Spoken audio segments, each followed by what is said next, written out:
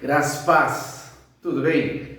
Esta manhã quero te convidar para refletirmos em algumas verdades das Escrituras, do Evangelho, que serão extremamente importantes para a nossa caminhada.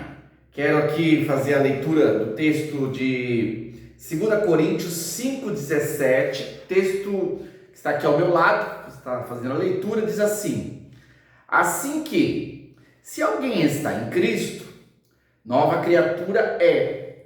As coisas velhas já passaram.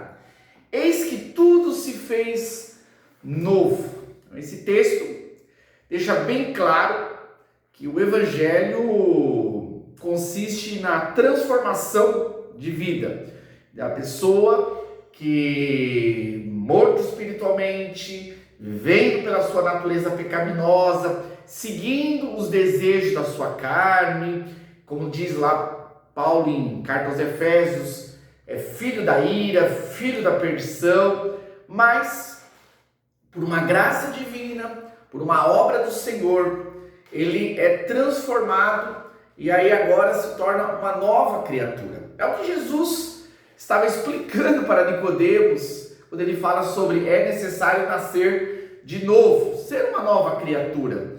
Na teologia nós chamamos esse fato de regeneração, transformar o indivíduo, outrora natureza pecaminosa, em agora uma nova criatura regenerada em Cristo Jesus. Essa obra ela é fundamental, ela faz parte da obra que Cristo realiza em nós. O Senhor, primeiramente, Ele nos regenera, faz com que a gente possa enxergar o reino de Deus, ter os olhos abertos para entender a verdade. Depois nós depositamos a fé em Cristo, somos justificados, santificados, adotados como filhos de Deus e passamos agora a caminhar uma nova vida, novidade de vida agora em Cristo. Porém, essa verdade, essa pérola do Evangelho acabou se perdendo, onde as pessoas hoje acabam se acostumando com uma mensagem superficial que tem gerado crentes superficiais, pessoas que não tiveram realmente um impacto com a verdade, não foram transformados, não foram alcançados pelo Evangelho. E aí, qualquer dificuldade, qualquer situação, está largando, está abandonando, vive mais para os prazeres da carne do que para a vontade de Deus, professa ser de Jesus, cristão, que tem Jesus, que ama Jesus, mas com a sua própria vida testemunha o contrário. Bom, o novo nascimento é uma obra divina, uma obra que o Senhor realiza, por isso não há méritos naquele que é regenerado, naquele que é transformado. Entretanto, é claro que as Escrituras, ela aponta para aqueles que verdadeiramente foram alcançados, foram transformados. Então, nós podemos ver que há frutos da regeneração, há frutos de que a pessoa verdadeiramente passou da morte para a vida. E aqui eu quero rapidamente abordar alguns frutos para que a gente possa fazer uma autorreflexão, uma análise, que a gente possa também compreender o cenário ao nosso redor. Nem todos aqueles que dizem que são de Jesus, que são cristãos, de repente estão ali caminhando, podem vir a ser alcançados pela palavra, mas pelos frutos conhecereis a árvore. E aqui eu quero apontar alguns frutos que manifestam o novo nascimento, a regeneração. Primeiro, é uma fé genuína em Cristo. A gente tem uma fé produzida por nós, que é conhecido como pensamento positivo. Eu posso pensar positivo, eu posso forçar o pensamento e achar que isso é fé, mas isso não é fé. A fé é algo que Deus coloca em nós. Pela graça sois salvos mediante a fé. Isso não vem de vós, é um dom de Deus. A fé que vem pelo ouvir a palavra de Deus que vem pela obra do Espírito Santo, ela gera uma confiança em Cristo. A minha fé não está nas minhas capacidades, a minha fé não está na minha moral, a minha fé não está nas minhas escolhas, mas a minha fé está em Cristo Jesus. É a confiança que eu posso falhar, mas Cristo não falhou. E lá na cruz, Ele me comprou pelo seu sangue precioso. A fé é uma fé genuína em Cristo. É uma fé que não confia nas obras, mas na graça de Deus, mediante os méritos da obra de Cristo. Então, a fé genuína em Cristo manifesta o fruto do novo nascimento. Um segundo fruto que é evidenciado na vida do cristão regenerado é o arrependimento dos pecados.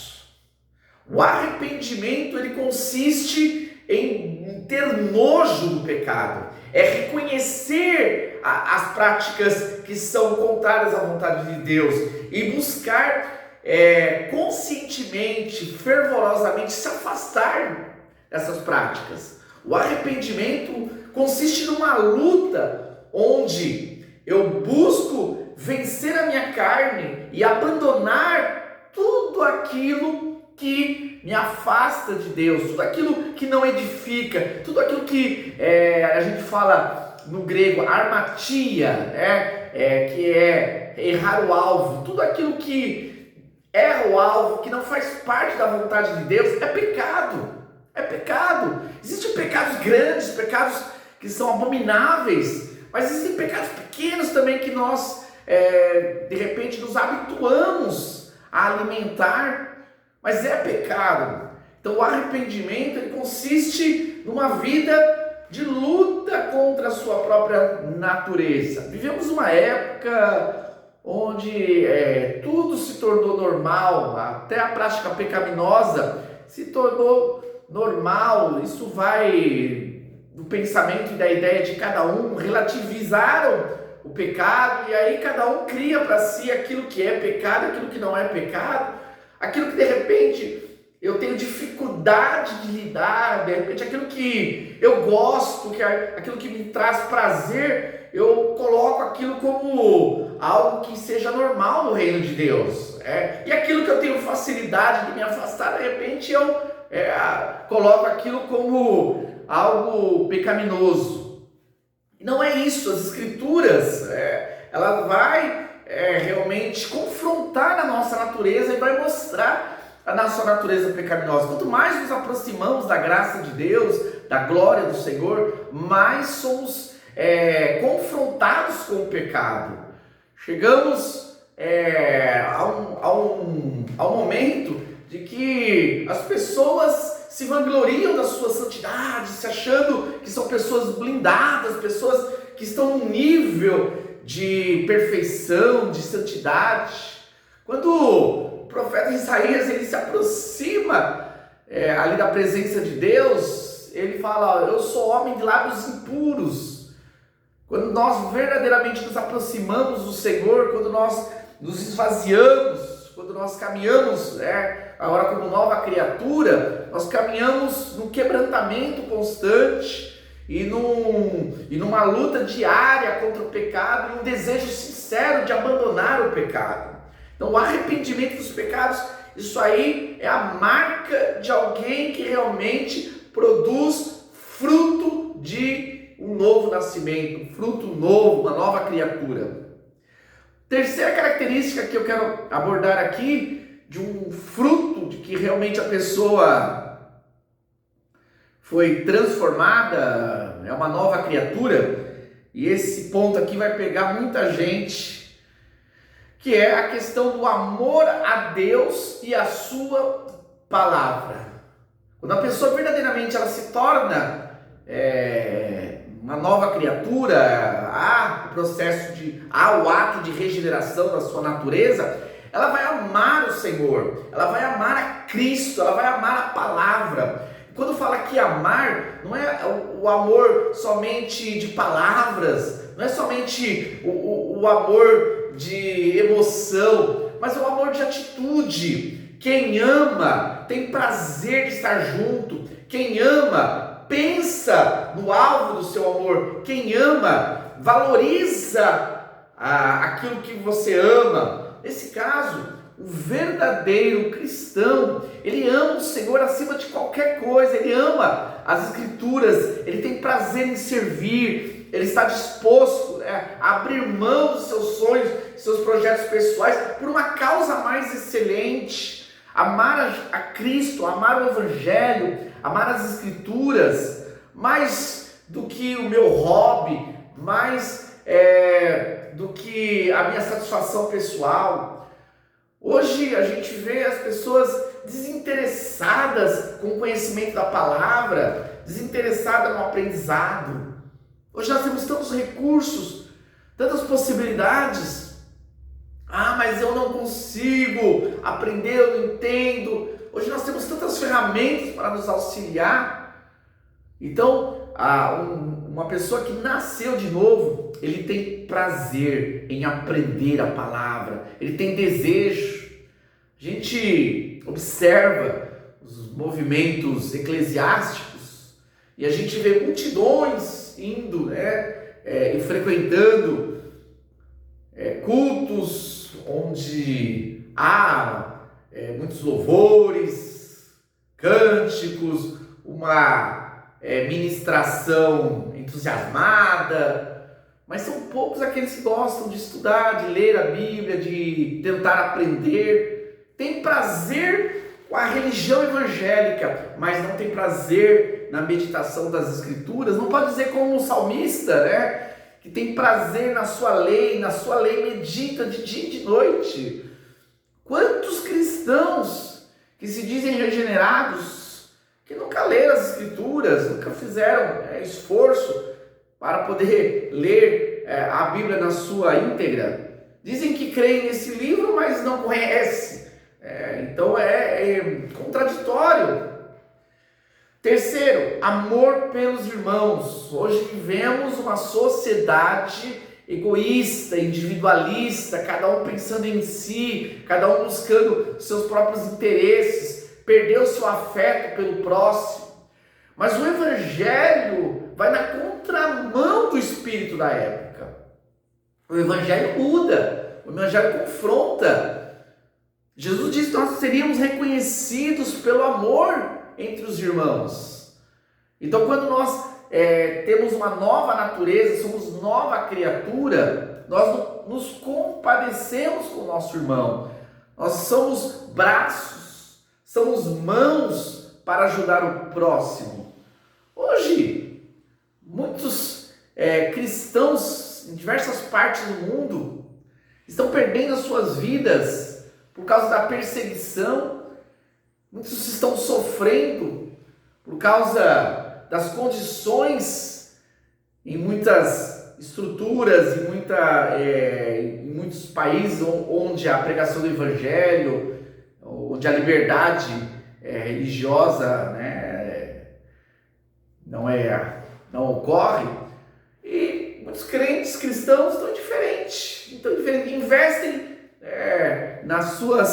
nos seus desejos pessoais, mas não investem na causa missionária, para que nossos irmãos necessitados possam ser assistidos, para que a igreja possa alcançar outras regiões e ali ter mais vidas transformadas. Então, o amor pelos irmãos é uma mostra de que verdadeiramente nós somos transformados, somos novas criaturas. Convívio é difícil, sim.